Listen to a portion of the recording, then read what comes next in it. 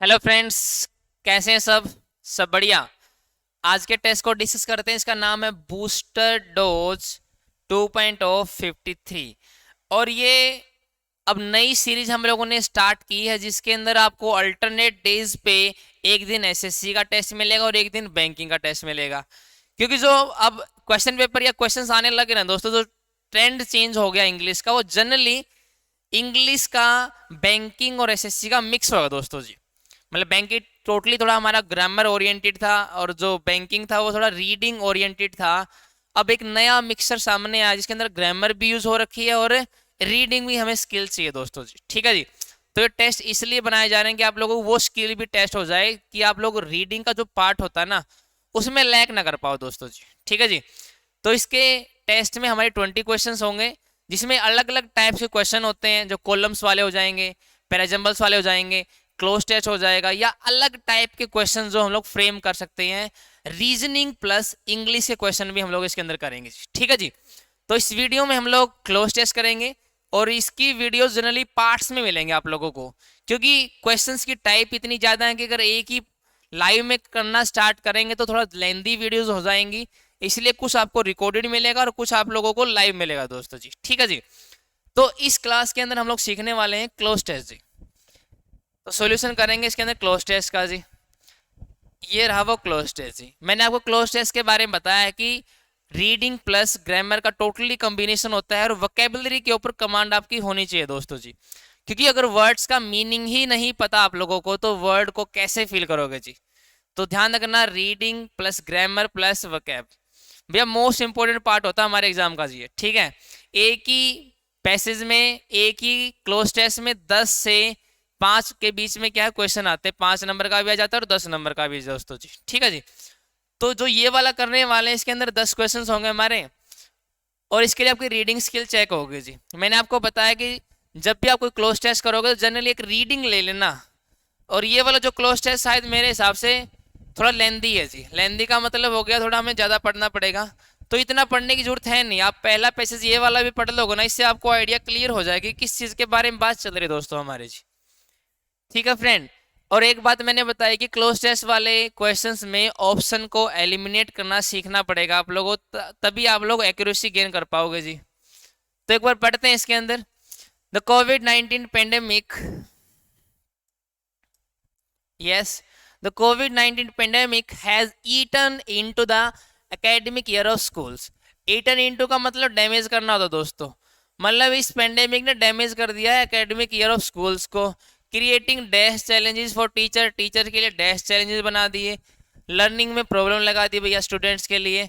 This emergency demands creative solution. ये जो emergency आई ना भैया, ये क्रिएटिव सॉल्यूशन की डिमांड कर रही है जी from the countries education, country के एजुकेशन पॉलिसी मेकर से दोस्तों। Instead of the countries dash examination body, the central board of secondary education CBSE has use the blunt and mechanical measure of reducing syllabi.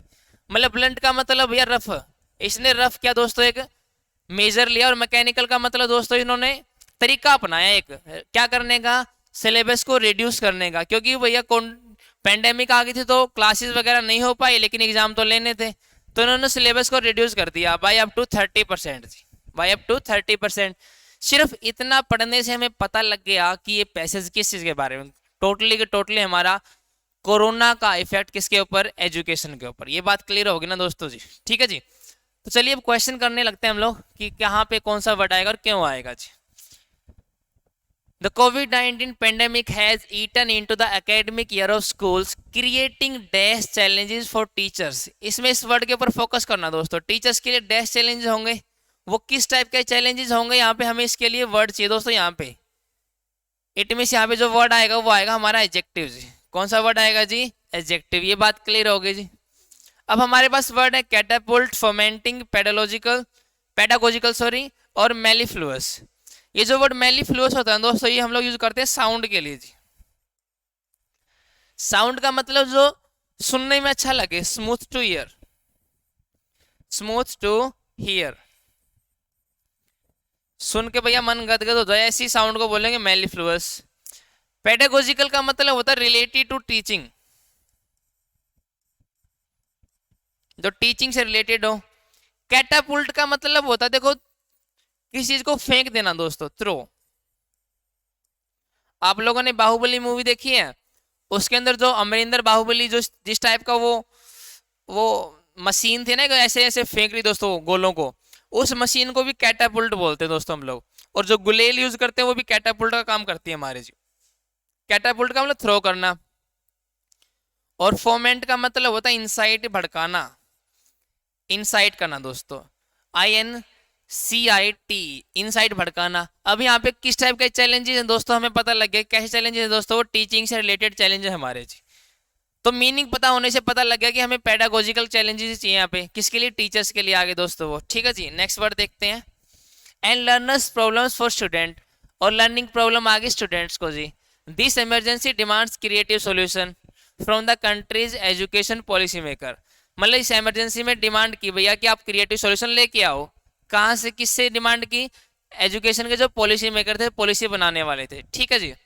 फिर क्या कह रहा है, instead the countries dash examination body, यहाँ पे क्या लिखा, the countries dash examination body, नाम क्या उसका, CBSE भैया। ठीक है, वो कैसी एग्जामिनेशन बॉडी, हम लोगों को यहाँ पे वर्ड लिख चाहिए एडजेक्टिव वाला जी। देखते हैं। अनर्विंग का मतलब होता भैया काइंड ऑफ ऐसी कोई चीज जिसने कॉन्फिडेंस को खो दिया हो दोस्तों। एनर्विंग का मतलब होगा ऐसी कोई चीज जो कोज करे आपको कॉन्फिडेंस को खोने में भैया। ठीक है जी, तो उसको बोलेंगे एनर्विंग। इलाइट का मतलब होता दोस्तों फेंकना भी होता कई बार हमारा, और इवेड करना भी होता दोस्तों इसका मतलब जी। ठीक है जी, ये जो वर्ड इलाइट हमारा है, इसका मतलब क्या होता है, फेंकने का मतलब उसको टाल देना या ओमिट करना भी होता भैया, ओमिट करना भी हो जाएगा। और एक इलाइड का मतलब यूज करते हैं हम लोग मर्ज करने के लिए भी भैया, जोड़ने के लिए भी। तो किसी चीज को टालने के लिए भी हम लोग इलाइड का वर्ड यूज करते हैं। इलाइड का जैसे हम लोग कई बार बोलते टाइम कुछ वर्ड्स की जो प्रोनाउंसिएशन होते हैं ना, उसमें फर्स्ट वाले लेटर हम ओमिट कर देते हैं, बोलते नहीं, तो उनको हम लोगों ने क्या कर दिया, इलाइड कर दिया जी। तो इलाइड करने का मतलब ओमिट करना भी होता है, और मर्ज करना मतलब मिलाना भी होता है जी। वर्ड आया ओनस, ओनस का मतलब होता है बर्डन भैया। और प्रीमियर का मतलब होता है चीफ, मेन पार्ट होना।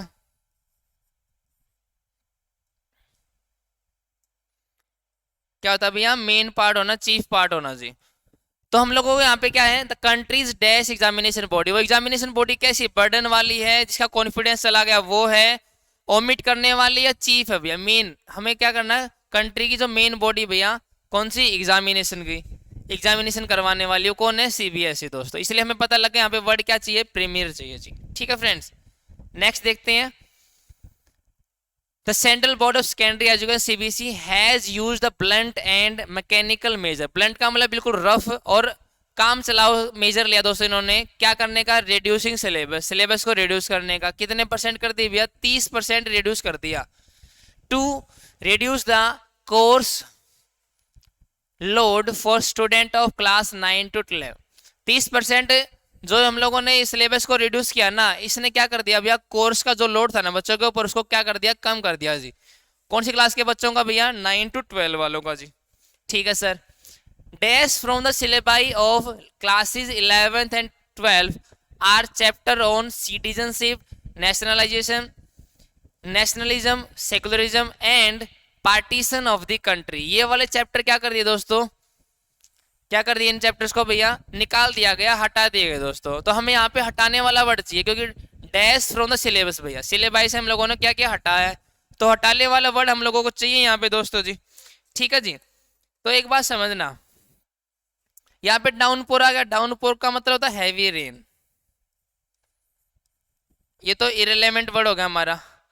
इम्ब्यू का मतलब होता है किसी चीज को भर देना, फिल समथिंग या someone with strong emotion, मतलब किसी भी चीज को स्ट्रॉन्ग इमोशन से भर देना, वो तो उसको इम्ब्यू करना दोस्तों जी। ठीक है जी। वर्ड हमारे पास जो आया एक्साइज, एक्साइज का मतलब होता है भैया टैक्स को रिमूव करना भैया। एक तो एक्साइज ड्यूटी लगती है जी, टैक्स वगैरह लगता है, और एक मीनिंग होता है इसका रिमूव द टेक्स्ट, किसी पर्टिकुलर चीज से कोई टेक्स्ट रिमूव कर देना, वो भी हमारा क्या होता है दोस्तों, इसका जी एक्सरसाइज का मीनिंग होता है जी। ठीक है फ्रेंड दोस्तों, तो हमें चाहिए रक्षण। रक्षण का मतलब होगा दोस्तों एंग्री वगैरह। इसके अंदर कई लोग देखा आप लोगों ने प्रोटेस्ट कर देते और बहुत गुस्साए होते हैं जी। वो गुस्साए हुए लोग अगर प्रोटेस्ट कर रहे हैं ना तो उसको बोलेंगे रक्षण। इसका मतलब होता है एंग्री प्रोटेस्ट। ठीक है सर, ये चारों वर्ड पता लग गए। एक्सरसाइज का मतलब काटना होगा, इम्ब्यू का मतलब फिल करना, डाउनपोर का मतलब हैवी रेन, और रक्षण का मतलब एंग्री प्रोटेस्ट या एंग्री आर्गुमेंट्स वगैरह करना दोस्तों। तो हमें पता लगा काटने के लिए वर्ड चाहिए, यहाँ पे हटाने के लिए वर्ड चाहिए, तो क्या आएगा दोस्तों यहाँ पे फर्स्ट वाला जी। ये बात क्लियर हो पाई आप लोगों को जी। तो टोटली वर्ड के मीनिंग पे डिपेंड कर रहा है, ये हमारा वोकैब बेस्ड टोटली कह सकते हैं क्लोज टेस्ट है जी। क्योंकि अगर वर्ड का मीनिंग नहीं पता ना आप लोग शायद गलती करने के पूरे पूरे चांस होंगे वहां पे जी। ठीक है फ्रेंड्स, तो आगे देखते हैं। The algebra basic and the binomial theorem and the chapter on mathematical reasoning have been sacrificed। उनको sacrifice कर दिया गया, हटा दिए गए at the dash of curriculum rationalization। at the dash किसके dash पे? टाइरेड। टाइरेड का मतलब होता है किसी को क्रिटिसाइज करना दोस्तों। क्या करना? क्रिटिसाइज करना जी। इंटीमिडेट का मतलब होता है डराना जी, डराना धमकाना, थ्रेटन करना जी।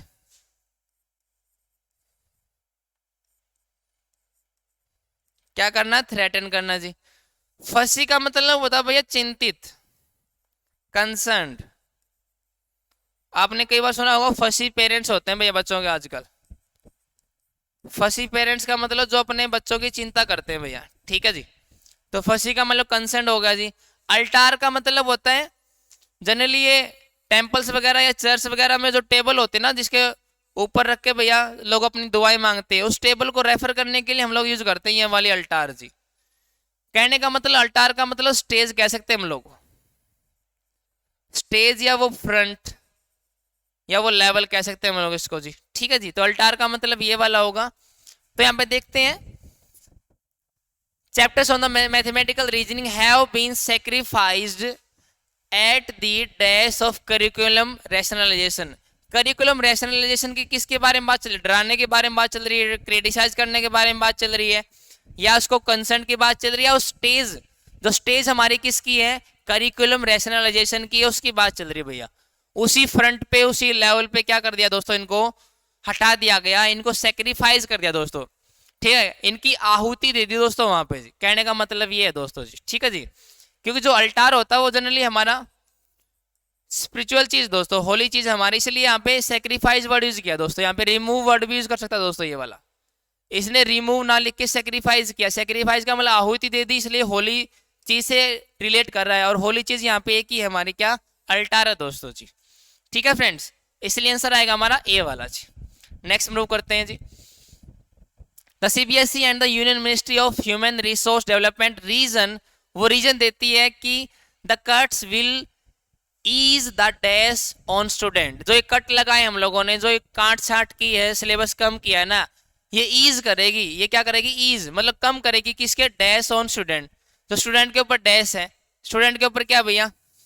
इम्पेंडिंग। इम्पेंडिंग का मतलब होता है about to happen, about to happen. ठीक है जी, कंटेंट करने का मतलब हो गया भैया दोस्तों उस चीज के बारे में रीजन देना, उस चीज के बारे में कहना जी हमारा जी। ठीक है जी, गोसामर का मतलब हो गया दोस्तों डेलिकेट चीज, बिल्कुल स्मूथ चीज भैया। जो मकड़ी का जाला होता है ना वो गोसामर की सेंस होती है हमारे जी। ठीक है जी, और बर्डन का मतलब भैया भार वगैरह। तो किसको ये ईज करेगी, किसको कम करेगी? स्टूडेंट के ऊपर जो भार है भैया, स्टूडेंट के ऊपर जो क्या है? भार है। इसलिए आंसर क्या आएगा हमारा जी यहाँ पे? थर्ड वाला जी। ठीक है फ्रेंड्स, तो टोटली हमारा वोकैब बेस आज का क्लोज टेस्ट कह सकते हैं जी। अगर वर्ड का मीनिंग नहीं पता तो गलत होने के पूरे पूरे चांस रहेंगे दोस्तों जी। नेक्स्ट क्वेश्चन देखते हैं। But there reasoning actually reflect, जो उनकी रीजनिंग है, जो उनकी सोच है, वो रिफ्लेक्ट करती है एन ओल्ड फेलिंग, वो पुरानी फेलिंग, पुराने तरीके से फेल होते आ रही है एजुकेशन की तरफ भैया। ठीक है जी, there has been scarcely any attempt, मतलब अभी तक कोई अटेम्प्ट नहीं किए गए हैं किसके बीच में? पॉलिसी मेकर्स में। क्या करने के लिए? अंडरस्टैंड करने के लिए, समझने के लिए what actually stress is the child, कि ऐसी कौन सी चीज है जो चाइल्ड को स्ट्रेस करती है भैया, दबाव डालती है उसके ऊपर जी। अभी तक इस चीज को फाइंड करने में हम लोग हमेशा फेल रहे हैं जी। ठीक है जी, और ना ही कोई अटेम्प्ट किए गए हैं। आगे कह रहे हैं the course load has become an easy dash for the student anxiety. Excuse me, yes, जो कोर्स का जो लोड है ना दोस्तों, हैज बिकम वो बन गया है an easy dash for student anxiety के लिए इजी डैश बन गया दोस्तों। वाइल है, सक्सिंक्ट है, हियाटस है, हाइटस है और स्केपगोट है दोस्तों जी। ठीक है जी, इसमें जो सक्सिंक्ट है ना दोस्तों, सक्सिंक्ट का मतलब होता है ब्रीफ में बताना दोस्तों जी। आप लोगों ने एक वर्ड सुना कंसाइज, कंसाइज का बिल्कुल सटीक भैया। ठीक है जी, फिर आगे हमारा हाइटस, हाइटस का मतलब होता है कोई स्पेस वगैरह या कोई गैप वगैरह हो जिसके अंदर जी। तो जो कोई गैप वगैरह या होता है, कोई स्पेस वगैरह होता है ना, उसके लिए यूज करते हैं हम लोग ये वाला जी। ठीक है जी, फिर हमारे पास जो वर्ड है ना वाइल, इसका मतलब होता है कोई भाई चाल वगैरह खेलते हैं, कोई अपनी धूर्त चाल लगा दी किसी ने, ट्रिक्स वगैरह को रेफर करने के लिए वाइल वर्ड यूज करते हैं जी हम लोग, ट्रिक्स। और जो स्केपगोट है इसका मतलब बलि का बकरा, सभी को पता दोस्तों जी। तो यहाँ पे देखना, इस जो कोर्स का जो लोड है ना, ये कहकर हम लोग टाल देते हैं कि स्टूडेंट के ऊपर एंजाइटी बनी हो, कोर्स का ज्यादा लोड है इसलिए लोड को कम करना पड़ेगा और स्टूडेंट क्या भैया एंजाइटी खत्म हो जाएगी, स्टूडेंट कम परेशान होंगे। अभी पहले कहा कि स्टूडेंट का जो स्ट्रेस होता है ना, क्या चीज स्ट्रेस करती है, ये अभी तक हम किसी को नहीं पता लगा है और ना ही कोई चीज को फाइंड करने की अटेम्प्ट किए जा रहे हैं जी। तो हम लोग इसको क्या बना रहे हैं दोस्तों, कोर्स लोड को बलि का बकरा बना देते हैं जी, इस बात को कहकर कि भैया ये चीज है बच्चों को परेशान कर रही है इसलिए लोड को कम कर रहे हैं हम लोग जी। तो यहाँ पे आंसर क्या बनना चाहिए हमारा जी, डी। यहाँ पे कोई गैप की बात नहीं चल रही कि कोई गैप है स्टूडेंट की एंजाइटी के लिए, और ना ही ये कोई ट्रिक्स वगैरह चल रही है यहाँ पे, ना ही उसको छोटा किया जा रहा है दोस्तों जी, कि जो इजी कंसाइज है, बल्कि इजी क्या भैया, अच्छी भली बच्चों के सामने या पेरेंट्स के सामने कह देते हैं भैया कोर्स का लोड ज्यादा है, ज्यादा पढ़ाया जा रहा है इसलिए बच्चा भैया स्ट्रेस में आएगा दोस्तों जी, ये कह के बात टाल देते हैं दोस्तों वहां पे जी। इसलिए आंसर क्या आएगा हमारा सिक्स्थ वाला जी। नेक्स्ट वाले में क्या है, teachers have been given the dash instruction that the dropped topics are to be explained to student to the extent required to the connect different topics। Teachers have been given, teachers को दिया गया है the dash, क्या दिया गया है, dash दिया गया है इंस्ट्रक्शन। कैसी इंस्ट्रक्शन दी गई दोस्तों, यहाँ पे वर्ड चाहिए हम लोगों को, वो इंस्ट्रक्शन द दैट, कौन सी instruction, that the drop topics, जो टॉपिक को ड्रॉप कर दिया गया है, आर टू बी एक्सप्लेन्ड, वो एक्सप्लेन किया जाना चाहिए किसको, स्टूडेंट्स को, टू द एक्सटेंट रिक्वायर्ड, उस हद तक जो रिक्वायर्ड है, टू कनेक्ट डिफरेंट टॉपिक्स, कि अलग अलग टॉपिक्स को जो कनेक्ट करने के लिए हमें जो एक्सटेंट चाहिए, जो रेंज चाहिए ना पढ़ाने की, वो आपको क्या है उस तरीके से पढ़ाने हैं। जैसे हम लोग हिस्ट्री पढ़ते हैं जी, हिस्ट्री में पढ़ते हैं कि मान लो मुगल्स वगैरह आए 1200 लेकर 1700 तक, फिर 1700 से लेकर आए 19 तक भैया ये गवर्नर वगैरह आ गए, मान लो मॉडर्न हिस्ट्री आ गई हमारी। ये बोले कि ये गवर्नर वाला सिस्टम हटा देंगे हम लोग और आप इस प्रेजेंट से आप हिस्ट्री को रिलेट कर दो भैया। इसके लिए बोला इन्होंने, टीचर्स को ये इंस्ट्रक्शन दी गई दोस्तों जी। ये इंस्ट्रक्शन कैसी थी, ये बोलो कि आप इसको थोड़ा सा यहाँ तक स्ट्रेस कर दो, मतलब इतना बता दो, इतना एक्सटेंड कर दो इसको कि ये वाला पार्ट भी मिल जाए और ये वाला पार्ट भी, कि वो वाली कमी महसूस ना हो इन बच्चों को जी। ठीक है जी, तो ये कैसी इंस्ट्रक्शन दी, वेग, स्नब्ड और सब्सटेंटिव। सब्सटेंटिव का मतलब होता है दोस्तों इंपॉर्टेंट, कैसी होती दोस्तों हमारी, इंपॉर्टेंट। स्नब का मतलब होता है अवॉइड करना दोस्तों, क्या करना दोस्तों, अवॉइड। अगर हम किसी चीज को स्नब करते हैं इसका मतलब ये होता है कि हम लोगों ने उसकी रिस्पेक्ट नहीं की दोस्तों जी, क्या नहीं किया हम लोगों ने उसकी रिस्पेक्ट नहीं की थी। अगर हम लोग किसी की रिस्पेक्ट नहीं कर रहे तो उसको क्या कर देते हैं, अवॉइड कर देते हैं जी। इसके लिए एक ईडीएम यूज करते हैं हम इंग्लिश के अंदर, कोल्ड शोल्डर, अवॉइड करना जी। ठीक है जी, फिर अगर वेग, वेग का मतलब नॉट क्लियर, जो क्लियर ना हो।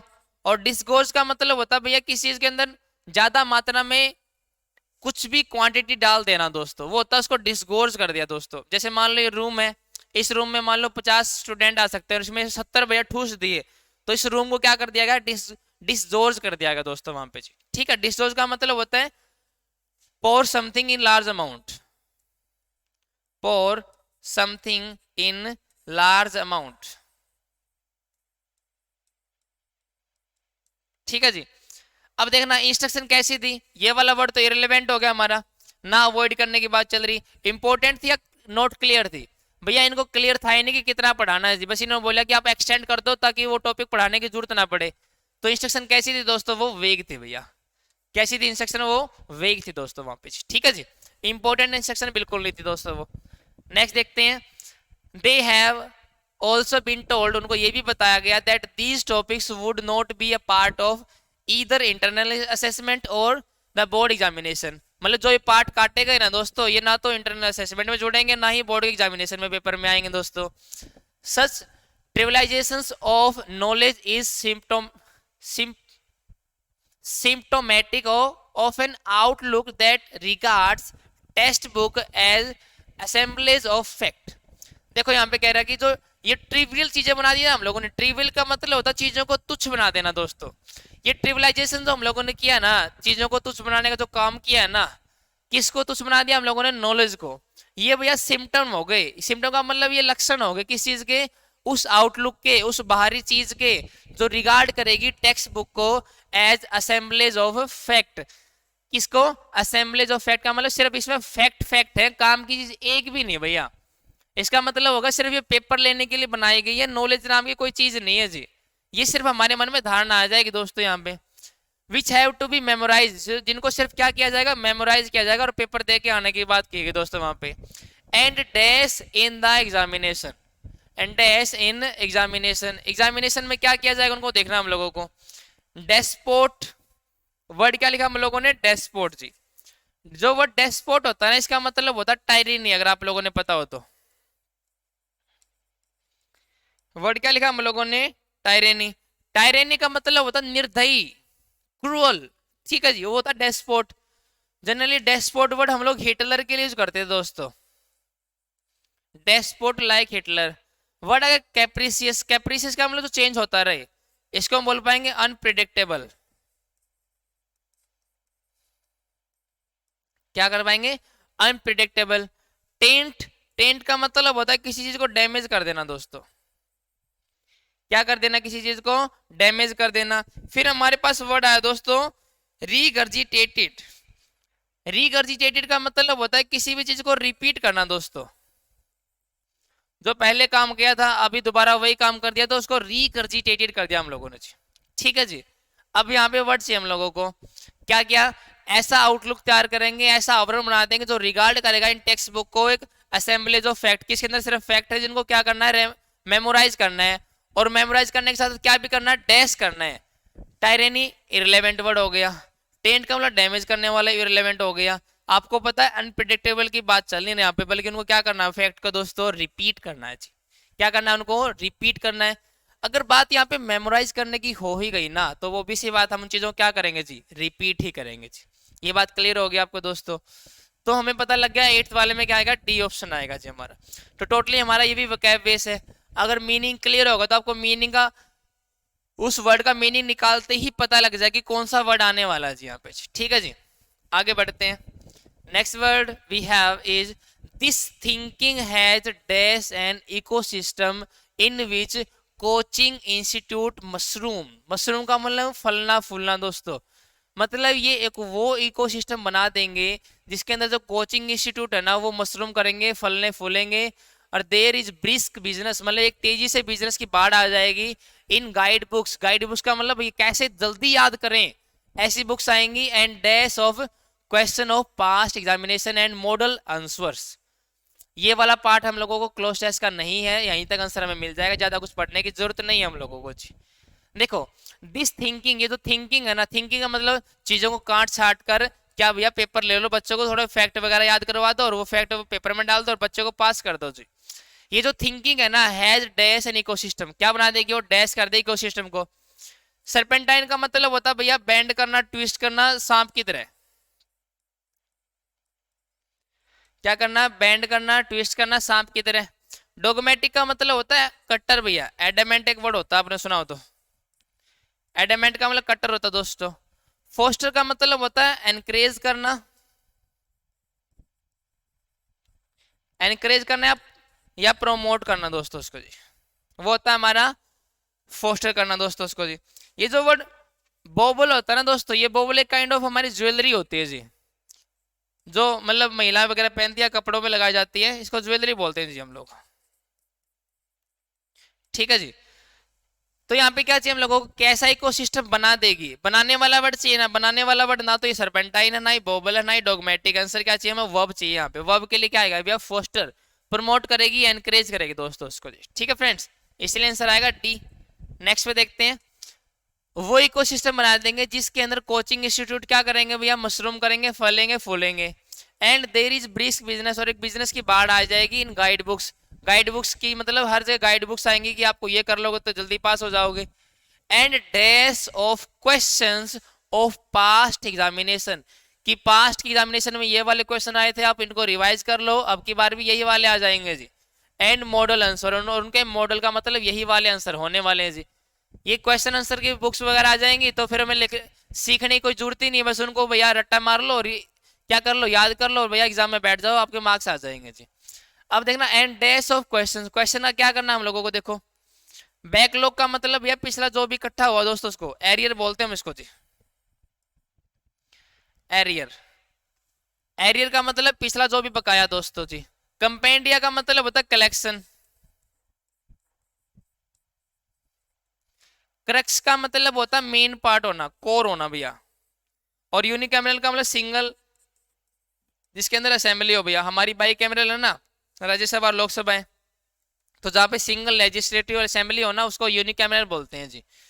तो यहाँ पे क्वेश्चन का क्या होगा भैया, सिंगल होगा, कोर होगा, एरियर हो गया, उसका कलेक्शन होगा। क्वेश्चन का क्या होगा दोस्तों, यहाँ पे कलेक्शन होगा जी। क्वेश्चन का क्या होगा भैया, कलेक्शन होगा, और उन क्वेश्चन के क्या आएंगे भैया, आंसर भी वहां पे आएंगे जी। ठीक है जी, मतलब एक ऐसा हम लोग एक सिस्टम बनाने वाले हैं जिसके अंदर क्या है भैया, कि ये क्वेश्चन है, इन्हीं क्वेश्चन के ये वाले आंसर है, और यही वाले क्वेश्चन भैया एग्जामिनेशन में आने वाले हैं, आप इनको रट जाओ, एग्जामिनेशन पास हो जाएगी जी। ठीक है जी। तो हम लोगों ने इसके साथ आज का जो टोटली क्लोज टेस्ट कर लिया, इससे अगले वाली वीडियो में हम लोग सीखेंगे जो बाकी क्वेश्चन आगे जी, कैसे हमें अप्रोच रखनी चाहिए और कैसे क्वेश्चन सोल्व करेंगे। तो क्लोज टेस्ट जो आज वाला था, ये वाला, इसके अंदर टोटली ही वकैब बेस्ड था जी।